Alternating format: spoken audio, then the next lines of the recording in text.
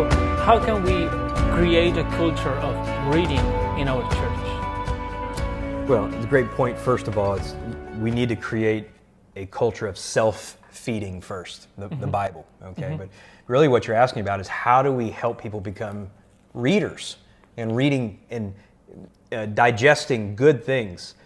My former pastor just did a great job of this. He made it a priority of having a bookstore in the church, not a library like so many churches do in America, but a bookstore where he put good, faithful titles of all different flavors where people could go in and for just a very small fee, really a donation, could build their library.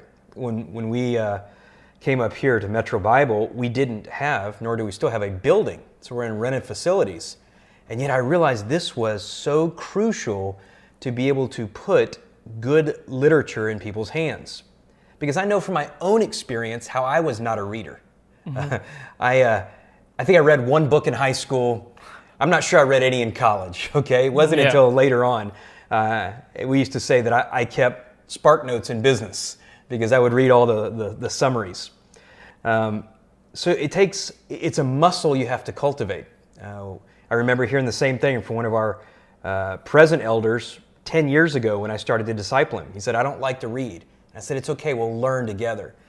I think a great way to learn is choosing books, faithful books of different types to give people that will help supplement their Bible reading. Devotionals, doctrinal. I especially like biographies. If I want to help someone develop a taste for reading, I want to be able to give them a biography of a faithful man or woman. Faithful and flawed, he's human, she's human, who tried to live a life pleasing to Christ. And as they study the Bible and they learn the truths with their daily quiet time, which is always first, and then they can learn to read for pleasure a biography, it's just going to cultivate that study and that reading. And I found that to be very helpful. We found over the years, as our congregation becomes better readers, they become better leaders. And the better leaders they are, the more they disciple and the more they replicate and the more fruit they have.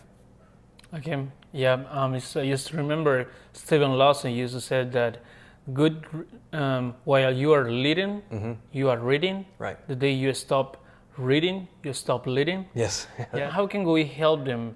For people who doesn't like reading too much, they are not going to jump from 0 pages to 100 pages. So how can we help them? That's a great question. Well, one of our ladies who oversees the resource ministry, we call it, the book cart, she bought these little titles by R.C. Sproul, which really answer questions.